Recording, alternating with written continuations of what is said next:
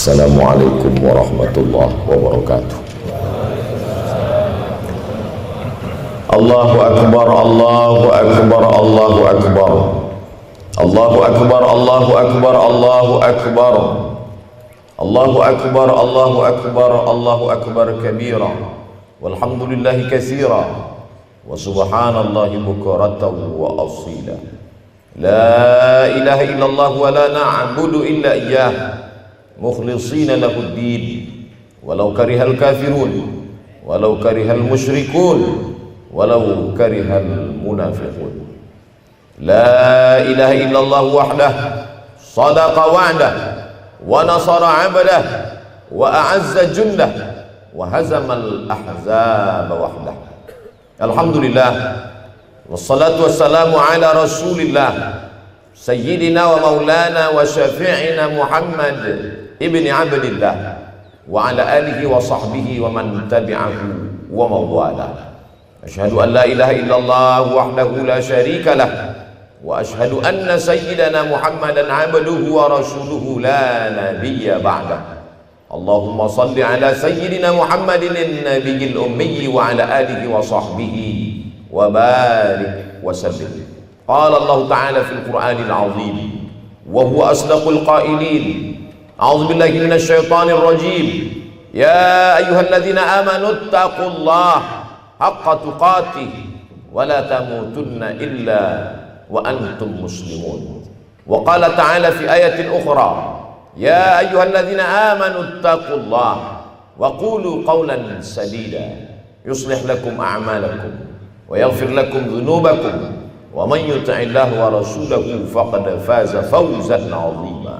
Ibadallah, usikum wa nafsi bi taqwallahi wa ta'atihi faqad fazal muttaqun. Hadirin hadirat jamaah Idul Adha yang dimuliakan Allah Subhanahu wa ta'ala. Ada orang-orang yang tak dapat kita balas budi baiknya. Kita tumpang 9 bulan 10 hari, bukan kamarnya, bukan rumahnya, perutnya, rahimnya, badannya, meregang nyawa dia mengeluarkan kita ke atas dunia. Pagi ini bahkan mulai malam tadi terbayang wajahnya di pelupuk mata. Sebagian saudara kita pulang dari sholat ini masih dapat mencium tangannya, memeluk tubuhnya yang rapuh. Tapi kita jangankan untuk memeluk badan jasadnya, untuk berziarah ke kuburnya pun jauh. Apa yang dapat kita katakan? Apa yang dapat kita sampaikan? Kalau masih sanggup mengirimkan Al-Fatihah, kirimkanlah.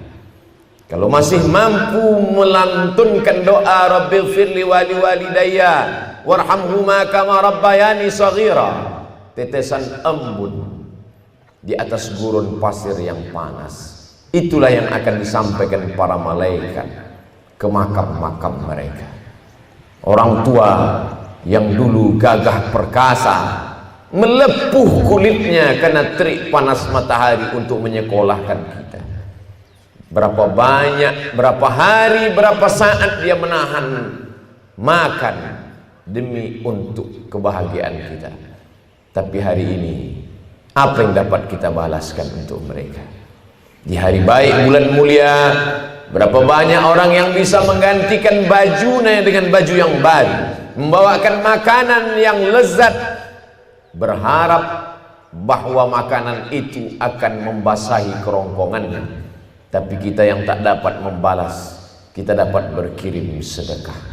Saat yang begitu sayang kepada ibunya datang bertanya kepada Nabi SAW, ya Rasulullah, ummi matat, ibuku sudah meninggal dunia ya Rasulullah, afa atasaddaqu anha, kalau aku bersedekah apakah sampai pahalanya untuk dia?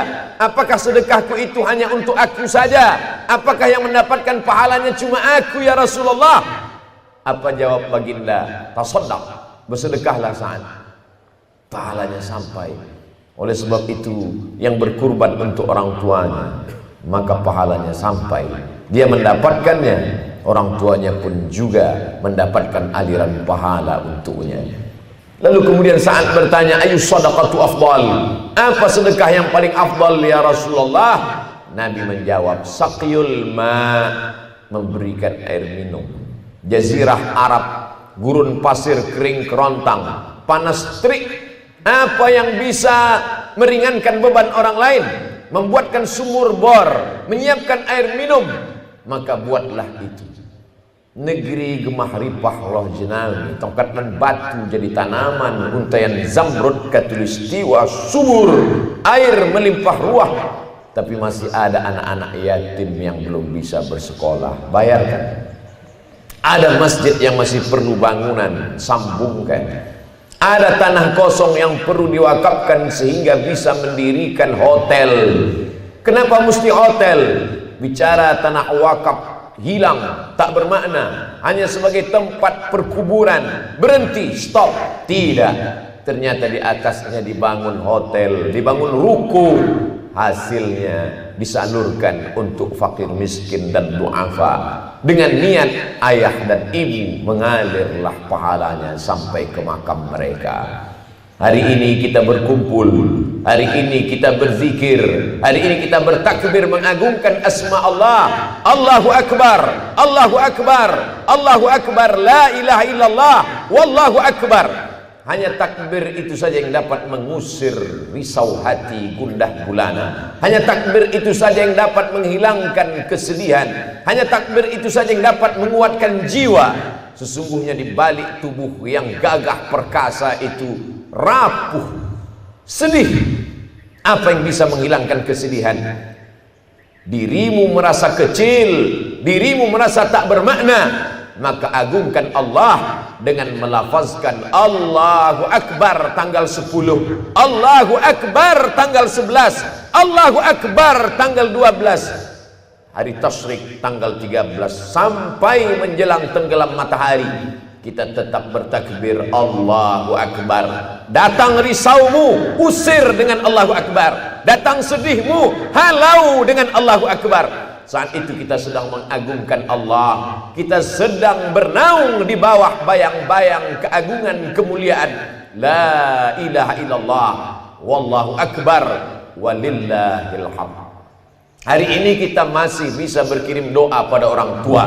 Hari ini kita masih mengenang ayah dan bunda.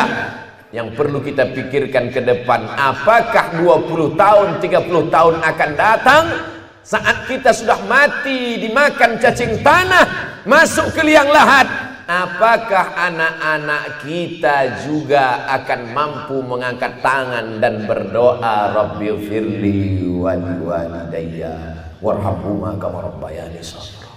Apakah anak-anak kita nanti akan datang ke pengurus masjid berkata, ini kurban untuk saya, ini kurban untuk istri saya, ini kurban untuk anak saya, dan ini kurban untuk almarhum ayah dan almarhum ibu saya? Kita tak dapat menjawabnya sekarang. Begitu mudah menggerakkan anak lidah. Dia mungkin akan menjadi orang kaya, dia mungkin akan menjadi pejabat yang punya kuasa. Cita-cita orang tua sudah terlaksana, tapi apakah dia akan mengenang kita? Tak ada jaminan. Kalau tidak, kita tanamkan pendidikan agama. Berkurban adalah pesan dari kehidupan Nabi Ibrahim alaihissalam. Tapi jangan lupa, berbakti kepada orang tua bagian dari ajaran yang dibawa oleh Nabi Ibrahim alaihissalam.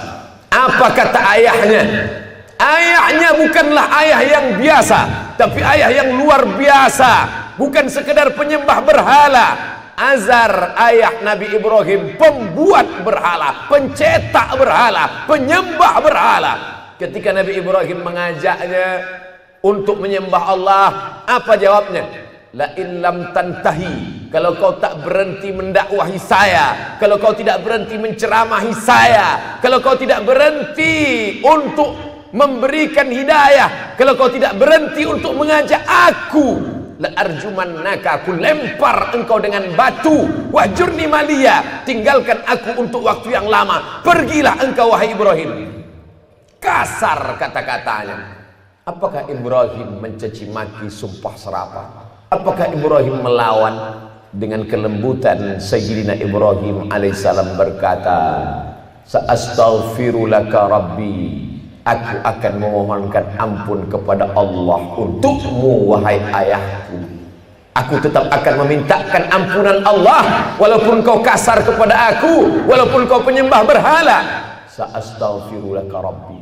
Aku tetap akan memohonkan ampun kepada Allah untukmu. Apa balasan Allah untuk Ibrahim alaihissalam? Begitulah Allah. Allah tak pernah membalas satu.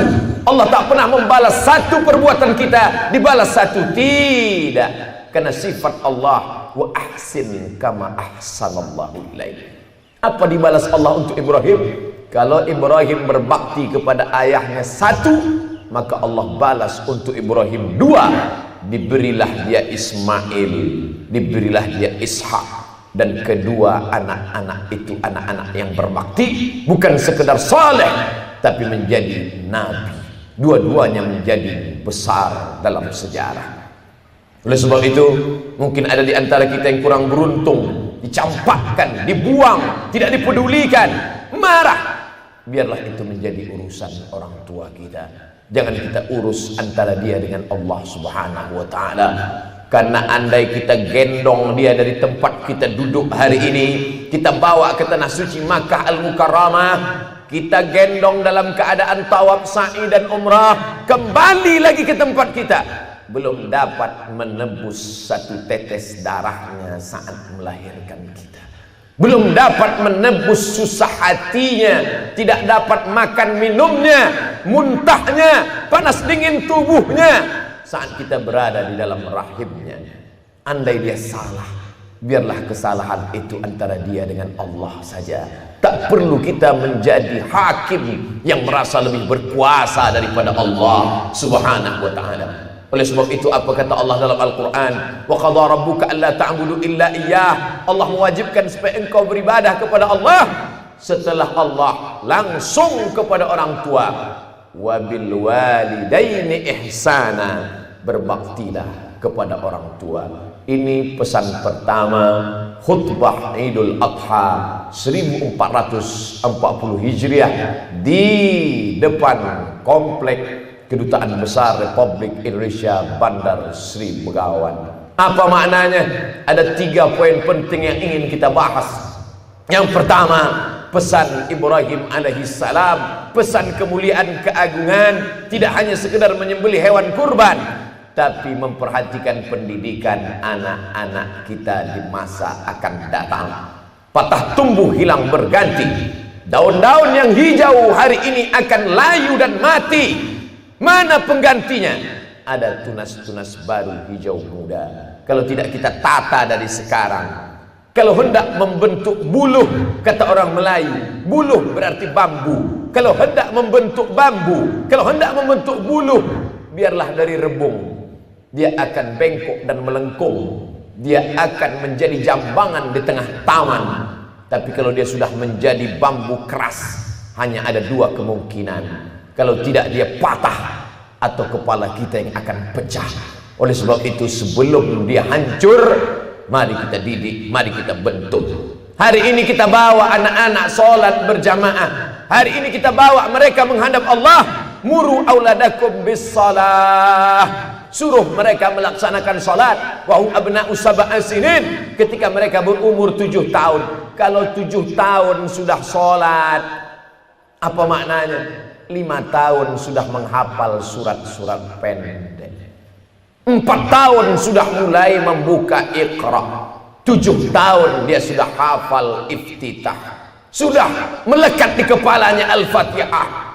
Dan sampai pada puncaknya selesai sholat, dia pandai pula bertasbih, bertahmid, bertakbir. Dan dia akan mendoakan kita, akan mengirimkan bacaan Al-Quran. Dan saat dia berjaya, berhasil dalam hidupnya, dia punya uang, dia tidak hanya memikirkan rumah yang besar, dia tidak hanya memikirkan kendaraan yang mewah, tapi dia pikirkan gelapnya kuburan kita, dia pikirkan sempitnya alam barzakh kita. Dia akan berdoa, lapangkan kuburan orang tua. Allahumma ja'al qabrahu raudhatan min riyadil jinan. Jadikan kuburnya salah satu dari taman-taman surgamu. la taj'al qabrahu hufratan min hufarin niran. Jangan jadikan kuburnya salah satu dari lubang neraka, ya Allah. Dapatkah kita mencetak generasi seperti itu di masa akan datang? Jawabannya ada pada apa yang kita tanam hari ini. Padi ditanam, belum tentu tumbuh rumput. Apatah lagi rumput itu betul yang kita tanam, tak akan pernah tumbuh padi. Oleh sebab itu, sedangkan baik pun kita buat, kita daftarkan pun mereka ke pondok pesantren, mungkin dia akan lari. Kita masukkan dia ke pondok tahfiz Al-Quran mengaji, mungkin dia akan melawan. Sabarlah, karena sesungguhnya itulah investasi jangka panjang yang sudah mendidik anak-anak pendidikan agama, alhamdulillah. Tapi yang masih belum, ma ta'buduna min ba'di, kata Yaqub alaihi salam. Hai anak-anakku, ma ta'buduna min ba'di, sesudah aku mati nanti kalian akan menyembah apa? Internet, televisi, game online, PlayStation, judi online. Tidak ada di zaman kita. Ini akan menjadi senjata luar biasa. Berapa banyak orang tahu pengajian dari internet, betul, tapi dia pisau bermata dua. Berapa banyak yang rusak isi kepalanya. Kita sangka memberikan gadget itu sayang, ternyata kita sudah memberikan pisau yang mencabik-cabik, merobek urat nadinya. Dia tidak mati, dia tetap hidup, tapi jiwanya mati. Dia hanyalah jasad yang berjalan. Tak lagi ada sopan santun tata krama, tak lagi ada cium tangan, peluk dan tetesan air mata. Kenapa? Karena hati sudah menjadi keras. Oleh sebab itu maka pesan dari Idul Adha tidak hanya sekedar menyembelih hewan kurban, tapi pendidikan anak usia dini. Tanamkan Al-Quran, tanamkan akidah Ahlus Sunnah wal Jamaah, tanamkan bagaimana berbakti kepada orang tua. Adapun pesan yang kedua dari Idul Adha adalah Id kembali, Adha berkurban, Adha udhiyah, Adha pengorbanan. Sebagian dari hasil belanjamu tabungkan hanya untuk seekor kambing. Kalau anak laki-laki disembelihkan 2 ekor kambing, anak perempuan disembelihkan 1 ekor kambing, menebus. Ada yang ditebus akikah. Sebenarnya tebusan itu taklah seimbang dengan biaya bayi tabung yang di atas 100 juta, tapi ditebus hanya dengan seekor kambing yang 2,5 juta. Tidak sebanding, tidak seimbang. Begitu juga dengan nikmat yang diberikan Allah Subhanahu wa ta'ala. Adakah yang dapat menghitung berapa tetesan darah yang dicuci buah pinggang? Ada yang bisa menghitung berapa hembusan nafas paru-paru? Ada yang bisa menghitung berapa nikmat besar karunia Allah? La in syakartum, kalau kau syukuri nikmat ini, la azidannakum, akan kutambah, kata Allah. Wala in kafartum, tapi kalau kau kufur berarti tutup, tak kau nampakkan nikmat ini. Seolah-olah tak pernah ada nikmat sehat, seolah-olah tak pernah ada nikmat jabatan, seolah-olah tak pernah ada nikmat ilmu pengetahuan. Seakan-akan kau hidup dibesarkan angin, seakan-akan kau ada di atas dunia tanpa kuasa Allah. Saat itulah azab sebenarnya sudah turun. Nikmat berkurban, kurban perasaan, kurban uang belanja, kurban bagian dari kekuasaan, kurban dari ilmu pengetahuan. Hari ini kita dituntut, carilah rezeki sejauh mata memandang, tapi ingat, semua akan tinggal. Tatsma'ul mayyita salasun, yang mengiring mayat ada 3. Ahluhu, anak, menantu, kawan, sahabat, teman sekantor, handai tolan. Mereka ramai berbondong-bondong mengiring ke pemakaman. Maluhu, harta, mobilmu yang mewah, megah, ikut mengiring. Hanya sampai ke pelataran parkir. Yarji usnani, yang 2 itu akan pulang ke rumah. Anak istrimu kembali ke rumah. Mereka menghitung-hitung harta warisan. Sahabat tetangga akan pulang ke rumah. 2-3 hari mereka pun akan melupakan. Wa yabaqa wahidun, yang kekal hanya 1. Kalau pernah bangun di tengah malam, usolli sunnat tahajud raka'ataini lillahi ta'ala. Kalau pernah menyempatkan waktu, usolli sunnat duha raka'ataini lillahi ta'ala. Kalau pernah di awal bulan pergi ke panti asuhan mengusap kepala anak yatim. Kalau sempat pernah melangkahkan kaki sholat berjamaah. Kalau sempat meluangkan waktu qabliyah dan ba'diyah. Hanya itulah yang akan dapat menolong di hadapan Allah Subhanahu wa ta'ala. Seorang ulama sufi. Sufi diambil dari kata safa, suci hati dari sifat takabur, angkuh, sombong, dunia. Berjumpa dengan seorang ulama yang punya banyak jamaah, ribuan, ratusan orang datang mengiringinya, masyhur, hebat, terkenal. Mati. Akhirnya semua mati. Kullu nafsin za'iqatul maut. Ulama sufi bertanya, wahai ulama masyhur, ya, apa yang kau dapat dari kemasyhuran, kepopuleranmu itu? Apa yang dilakukan Allah kepada engkau sekarang? Dia ambil debu, dia letakkan di tapak tangan, dia hembus dengan nafas terkuat. Begitulah kemasyhuran itu hilang tak bermanfaat. Lalu apa yang dapat menolongmu di alam barzakh? Apa yang dapat membelamu di hadapan Allah? Saat 2 rakaat di tengah malam aku sempatkan. Saat aku sempatkan membaca bagian dari ayat-ayat Al-Quran. Saat aku sempat memetik tasbih subhanallah, alhamdulillah, subhanallah bihamdihi, subhanallahil azim. Itulah yang dapat menolong di hadapan Allah Subhanahu wa ta'ala. Jabatan tinggal, kemasyhuran tak berkesan.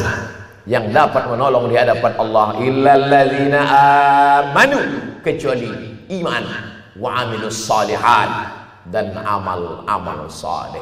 Faman kana yarju liqa'a rabbih, siapa yang ingin berharap berjumpa dengan Allah, falyamal amalan salihah. Allah tak minta banyak, hanya 2 saja. Falyamal amalan salihah, amal saleh, wala yusyrik bi'ibadati rabbih ahada, tidak mempersekutukan Allah dengan apapun.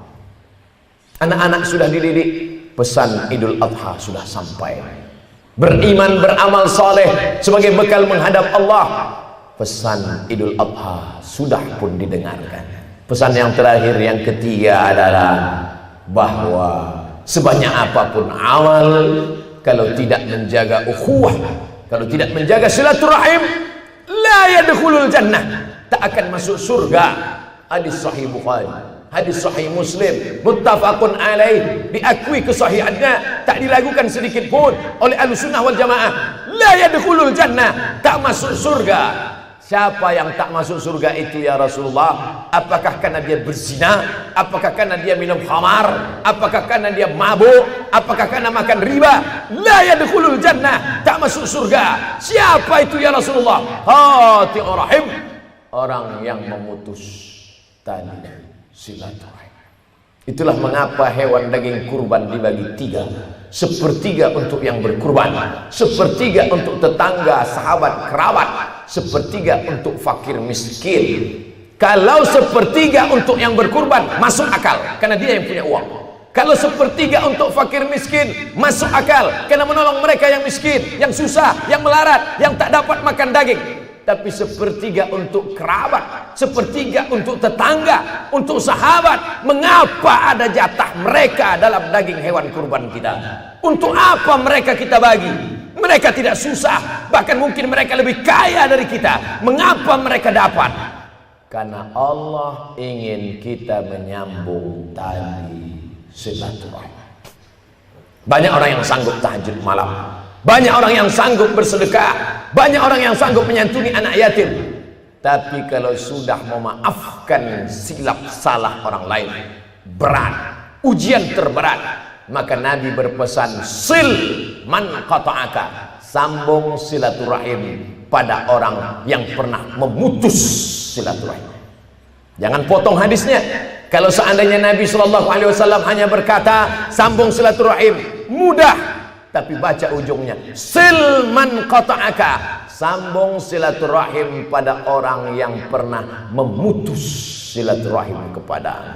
Ini ujian berat. menahan makan dari pagi sampai petang, azan subuh ke azan maghrib, banyak yang mampu. Bersedekah menyisihkan sebagian harta, 2,5% untuk zakatnya, banyak yang mampu. Tapi masalah memaafkan orang lain. Oleh sebab itu di antara sifat orang yang bertakwa, apa kata Allah Subhanahu wa taala? Wal kaziminal ghaiz, orang-orang yang menahan amarah, wal afina 'anil nas, memaafkan orang lain. Apa hubungan takwa dengan kurban? Karena kurban tidak akan diterima kecuali hanya untuk orang yang bertakwa saja. Ini pernah terjadi pada masa Qabil dan Habil. Qabil berkurban, Habil berkurban. Apa bedanya? Kurban Habil diterima, kurban Qabil tidak diterima. Qabil marah. Qabil bertanya kepada Habil, kenapa kurbanmu diterima? Kenapa kurbanku tidak diterima? Apa jawab Habil? Diceritakan Allah dalam Al-Quran, innama yataqabbalullah minal muttaqin. Allah hanya menerima kurban dari orang yang bertakwa. Siapa itu orang yang bertakwa? Sifatnya disebutkan dalam Al-Quran, wal afina 'anil nas, mampu meredam amarah, menahan gejolaknya. Laisa syadidu bisur'am, orang yang kuat bukan yang menang bergulat, orang yang kuat bukan yang menang panco, orang yang berkuat bukan orang yang punya tenaga. Orang yang kuat adalah man malaka nafsahu indal ghadab, yang mampu menguasai hawa nafsunya, mampu menguasai kemarahannya. Pesan ketiga ini menjadi cambuk buat kita. Jangan pernah bangga dengan kurbanmu 100 ekor kambing. Jangan pernah angkuh dengan sedekahmu yang banyak kalau masih belum mampu melunakkan hati, melembutkan jiwa, memaafkan orang lain. Karena pesan daripada ibadah Idul Adha adalah Id, kembali kepada kesucian fitrah manusia. Ketika kita datang bertemu dan berjumpa, saat itu kita sedang menyampaikan salam dan doa. Apa yang kita mintakan kepada mereka? Assalamualaikum, selamat anakmu, selamat keluargamu, selamat hartamu, selamat kerjamu, selamat duniamu. Warahmatullah, Allah mencurahkan rahmatnya untukmu.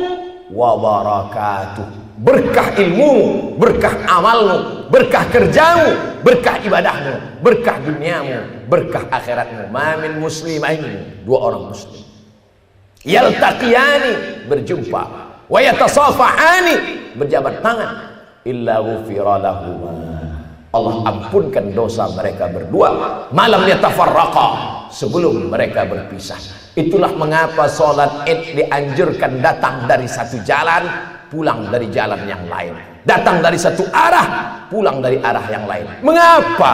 Apa hikmah di balik itu? Agar bertemu dengan banyak orang, bertemu di sisi yang kiri, berjumpa di sisi yang kanan. Lebih banyak menyambung silaturahim. Man ahabba yubsatalahu fi rizqihi, siapa yang mau dilapangkan rezekinya, wa yunsa'alahu fi atharihi, dipanjangkan umurnya, falyasil rahimahu, hendaklah menyambung tali silaturahim. Orang barat tidak silaturahim maju, orang barat tidak silaturahim kaya, orang barat tidak silaturahim hartanya banyak. Mereka tidak menyebutnya dengan silaturahim, mereka tidak menyebutnya dengan silaturahim, mereka menyebutnya dengan family gathering, mereka menyebutnya dengan coffee morning, mereka menyebutnya dengan network. Tapi sebenarnya substansi makna yang terkandung di dalamnya adalah silaturahim. Jangan angkuh, jangan sombong, jangan one man show, jangan merasa bisa menegakkan dunia ini sendiri.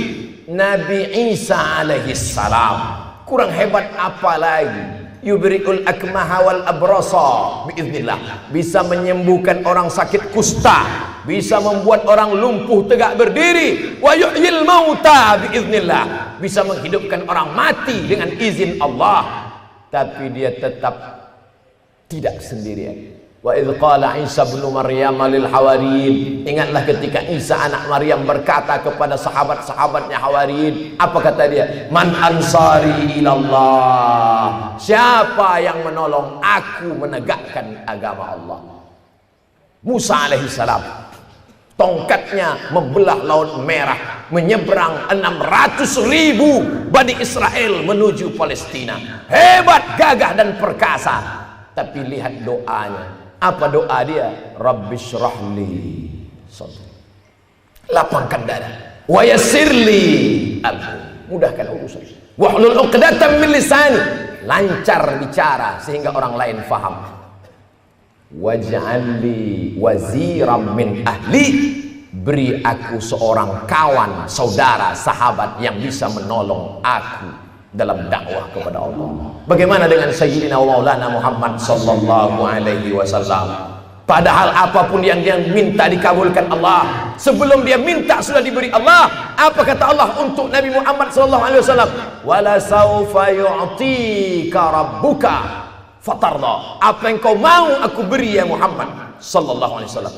Tapi dia tetap tidak sendiri. Ditolong, ada orang tua yang santun, Abu Bakar Siddiq. Ada anak muda yang gagah perkasa, Umar bin Khattab. Ada orang kaya yang hebat dengan hartanya, Utsman bin Affan. Ada anak muda yang cerdas luar biasa, Ali bin Abi Thalib. Ada perempuan yang luar biasa, Khadijatul Kubra wa Aisyatul Ridha. Jangan pernah memutuskan persaudaraan. Itulah hikmah yang dapat kita petik. Allahu Akbar, Allahu Akbar, Allahu Akbar. La ilaha illallah wallahu akbar. Barakallahu li wa lakum fil Qur'anil azim. Wa nafa'ani wa iyyakum bima fihi minal ayati wadh-dhikril hakim. Wa taqabbala minni wa minkum tilawatahu. Innahu huwal ghafurur rahim.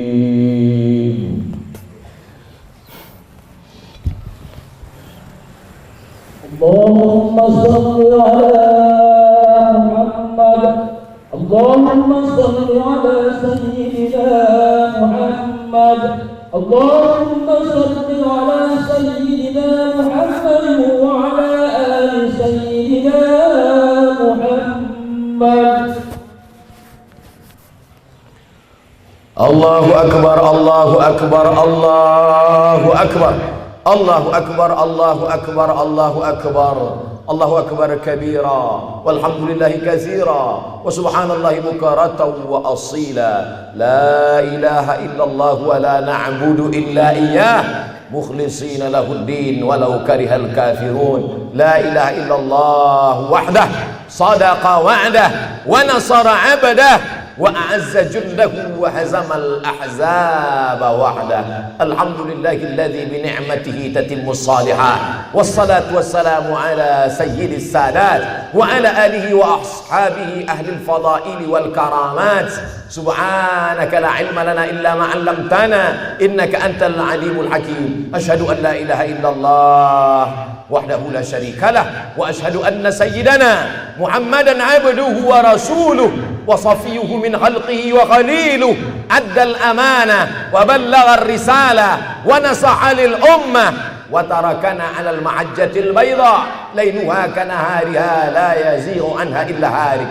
قال الله تعالى في القرآن العظيم وهو أصدق القائلين: أعوذ بالله من الشيطان الرجيم، بسم الله الرحمن الرحيم، إنا أعطيناك الكوثر فصل لربك وانحر إن شانئك هو الأبتر. وقال تعالى في آية أخرى: إن الله وملائكته يصلون على النبي يا أيها الذين آمنوا صلوا عليه وسلموا تسليما. اللهم اغفر للمسلمين والمسلمات الأحياء منهم والأموات برحمتك يا أرحم الراحمين.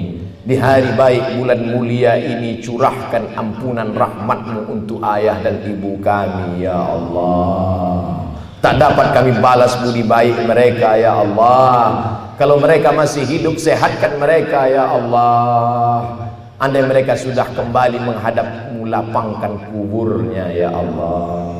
Allahumma ja'al kuburahum rawdatan min riyadil jinan, jadikan kubur mereka salah satu dari taman-taman surgamu ya Allah. La taj'al kuburahum hufratan min hufarin niran, jangan jadikan kubur mereka salah satu dari lubang nerakamu ya Allah. Allahumma wasi' madkhalahum, lapangkan makam-makam mereka menjadi taman-taman yang indah ya Allah. Jadikan anak-anak kami anak-anak yang saleh dan salihah. Allahumma ja'al abna'ana wa banatina min huffazil Quran wal hafizat. Jaga anak kami dari narkoba ya Allah. Selamatkan anak kami dari perbuatan maksiat ya Allah.